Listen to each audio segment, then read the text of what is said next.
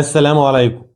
المجفف اللي داخل الغسالة اللي بيطلع لنا الملابس ناشفة تماما بدون ما تحتاج ان هي تتنشر، له بعض المميزات وله بعض العيوب. تعالوا مع بعض نعرفها بسرعة. من مميزات المجفف ان هو بيوفر في الوقت علينا كتير، وهقول لحضراتكم مثال دايما بنقوله للعملاء اللي بيجولنا.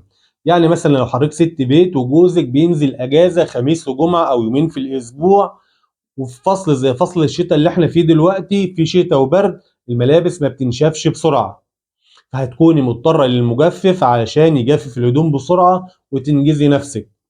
ففي بعض ناس بتكون محوجة للمجفف، لأن في بعض العملاء بتتريق وتقول يعني ست البيت مش عارفة تشيل الهدوم وتنشرها وتجيبها. يا جماعة الموضوع مش موضوع نشر أو شيل أو حط، الموضوع موضوع وقت.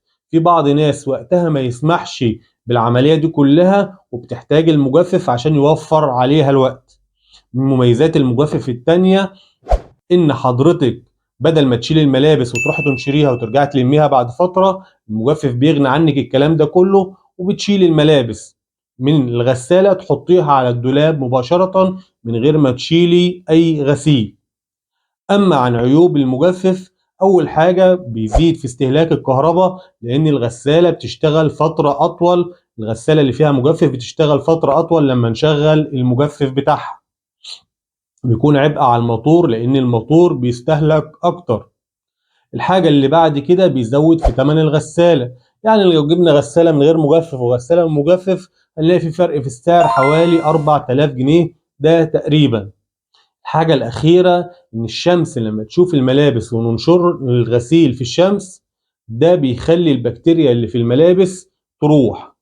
أما المجفف لما بنشيل الملابس من الغسالة للدولاب، ده ما بيكونش صحي قوي صحيا، أو أفضل إن احنا ننشرها في الشمس. دي مميزات وعيوب المجفف، وعلى حسب ظروف حضراتكم هتحددوا تشتروا غسالة فيها مجفف ولا لأ. عملنا لحضراتكم قبل كده فيديوهات عن المجفف وعن الغسالة اللي فيها مجفف وعن الغسالات بصفة عامة. هنسيب لحضراتكم اللينكات في صندوق الوصف وفي أول تعليق. لو عاوزين استفاضة في المعلومات ومعلومات أكتر من كده، بصوا على اللينكات دي وإن شاء الله هتستفيدوا. ما تحرموناش من اللايك والشير والكومنت والتفاعل بتاع حضراتكم. نتمنى نكون ضفنا لكم معلومة جديدة. السلام عليكم.